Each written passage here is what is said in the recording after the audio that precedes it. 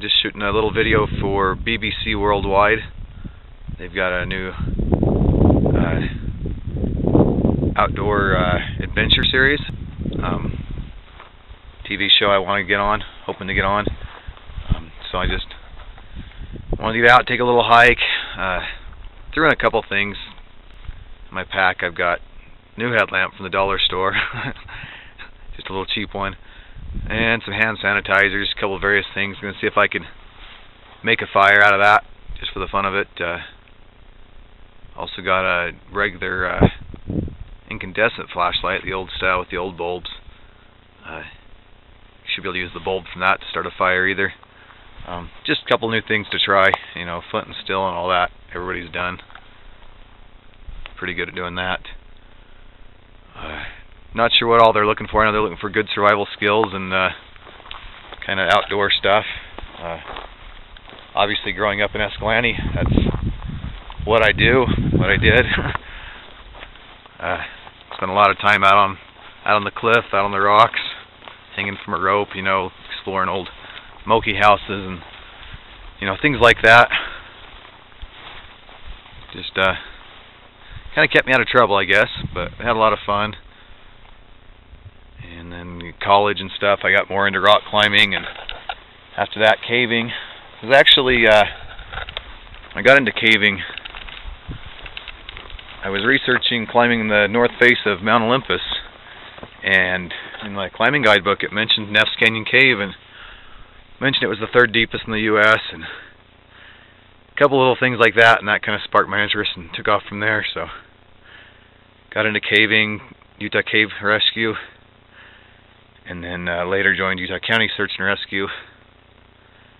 You know, and I just done a lot of outdoor stuff like that, geocaching, some GPS adventure races. Those are a lot of fun because I'm kind of competitive that way, and you know, I enjoy the outdoors, but it's not all competitive, and that kind of mixed my competitive side and the you know, the outdoors. Had a lot of fun with that. It's pretty wet out here. Kind of hoping I'm actually able to make a fire for you. We'll see about that. I'll find a way. There's always a way. I think I've got a multi-tool in my pocket. Threw on my little pack, just threw in a water bottle, and like I said earlier, a couple little things to experiment with. LED headlamp and a incandescent flashlight. Both those you can make fire with a different way. Got some hand sanitizers, just have to add a spark to it. I have a knife, so maybe I can find a rock that I can get a spark off of or something up here. I might even have my magnesium block in there. I just grabbed a couple things quickly. Yeah, I do have my magnesium block, because I grabbed my little first aid kit. That's where my hand sanitizer was, and I believe there's Liquid Bandage. It's Nu Skin is the brand, but Liquid Bandage, the antiseptic and rubber cement type thing mixed. It's a million uses, and one of them's to take a spark while it's still wet. It's high alcohol content. Kind of like the hand sanitizer, you know, just little common things you have with you a lot of the time hiking. People don't even think about so many ways to make fire. It's kind of ridiculous. What they're looking for the show is they mentioned medicine too. I don't know if they're talking about like wilderness herbal stuff, different plants that do what, or you know, just backcountry medicine. My first aid kit's basically a roll of gauze Kerlix, and liquid bandage. I use bandanas for splints or whatever I need to use them for. I always have two of those with me, using one on my head. You know, it keeps the sweat out of your eyes, and just one in my pocket for whatever. So, you know, between those three things, you can do a lot.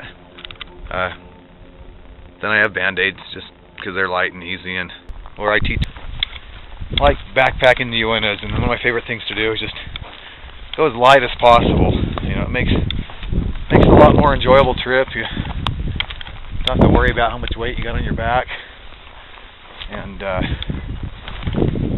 you know, you're kind of one with nature a little more, I suppose. Not all your convenience packed with you. And under 20 pounds is pretty easy to do. A lot of people think they need to have 40, 50 pounds on their back for a week-long trip, and that's just ridiculous, quite frankly. Why do you need that much weight? Rescue mission, I imagine our packs get that heavy, but that's just a few hours, and you know, you kind of need that stuff. I've got to climb up a little cliff here, so always fun trying to video and do stuff at the same time, you know. So, you know, with that, I have an interest in you know, wild plants and their uses, edible plants, medicinal uses, stuff like that.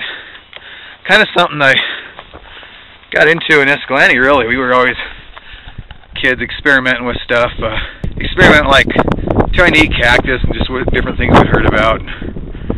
You know, I remember we had some bad experiences and some good ones.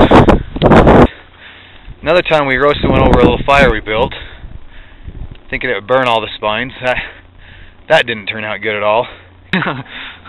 You know, kids, we had a lot of fun, but learned a lot from it. But I'm always on the lookout for things along the trail that I could use, looking for shelters and, you know, different plants. Enjoy looking at the scenery, so kind of seeing landmarks is easy for me, and can usually recognize peaks from halfway across the state from doing the county high points.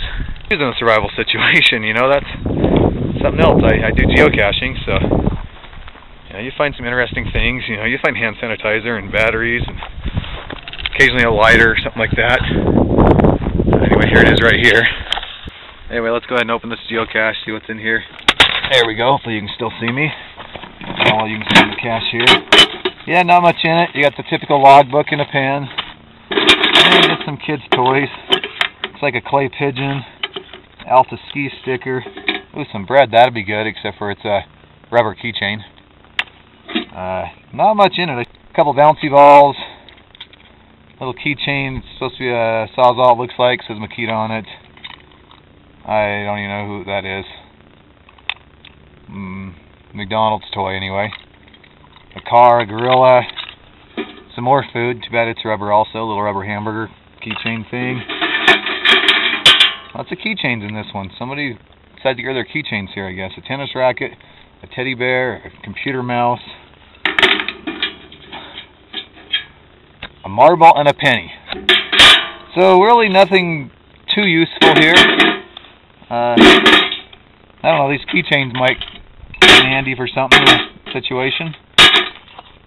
That paper, no, it's the plastic stuff. That wouldn't burn too well. But the logbook would. You know, that'd be handy to have maybe, and I could use the pen as a straw or something if I wanted to drink some water out of a pool that was, you know, kind of nasty or something, and or we just say it was on a puddle on Slick Rock after a rainstorm. That's probably more practical. Just something that, you know, you don't want to. The water's shallow enough, you don't want to disturb it to try and scoop it up. You just want to drink it straight out of it. Not usually a good idea to drink water without treating it, obviously. But like after a rainstorm, a puddle on Slick Rock, or in this case, limestone's what we got here. Straw is a good way to drink some water. Yeah, nothing useful with a can, obviously. Do a lot with that can. So let's go see what I can find for a fire. Plenty of cedar trees up here. That should be easy. Alright, well, I hope you got me there. Got some bark. It's pretty wet too. You know, it's been raining the last week here, and it's still spring, and the ground's just starting to dry a little bit. It's still damp, but it's not mud anymore. You know, you can walk on it without slopping around everywhere. Just some little timber. You want to be able to hear a nice little crisp snap when you're breaking it off. Look for the dead stuff.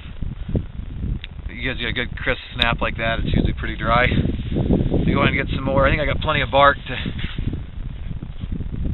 try, and then we'll go get some more little tinder. Safety first, you know. Don't want to poke my eyes out.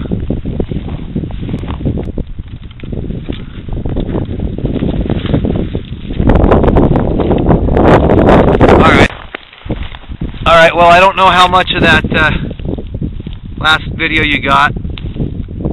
I look over and the camera was closed, you know, my favorite thing. Battery's exhausted, it says on the back. I didn't want to destroy the tree, so I just kind of got stuff that was hanging in it. It's kind of damp, but I think we'll be able to make do with it. If I was, you know, really out there, I'd just not worry so much about the tree. It's got plenty of bark. Just not strip it all from one spot, or strip it from a couple different trees, something like that. Let's see what I got here to make a fire with. I think I've told you earlier what I planned on doing. Oh, I do have my wife's camera. I forgot I had that. Audio's crapped on it. I guess I could set it up somewhere else and get two cameras going.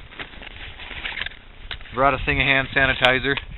Still in the cardboard. Pretty convenient. I brought the cardboard, huh? It's glossy though. We'll see what happens. Hand sanitizer. It's got 62% ethyl alcohol in it. It's good stuff. If I had a spark. Anytime I go hiking, I just carry a little Ziploc first aid kit with me. Survival kit, I guess. You know, I haven't checked really to see what's in here. I know what's in here because it's always got the same thing, but we'll just go through it real quick. Tissues, you know, toilet paper, whatever. Do search and rescue, so we're always dealing with patients. So I've got a couple pairs of rubber gloves. Bottle of sunscreen, 'cause I'm a white boy that burns easy. Medicine, I've just got some allergy medicine, and then in a little thing here I've got Benadryl, ibuprofen, and Tylenol. Now this is good stuff. New Skin Liquid Vantage. It's you know, it only says the alcohol is 6.7%, but this stuff, it's like a rubber cement. It burns pretty good. There's probably something else in it that's flammable too. Lip balm. Little band-aids. I don't always carry these. That's been there for the winter. Just hand warmers. They're probably dead anyway. A couple of gauze pads. Some more band-aids. Coban. This one's smashed together, so it's basically worthless. And this thing right here, I'll try not to use, but this is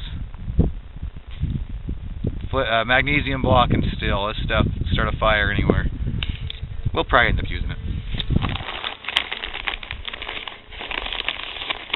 Gauze Kerlix and some tape. I usually don't carry both. I usually have a bigger roll of Kerlix because it's, you know, I'm kind of moving away from the tape because you can do everything with this.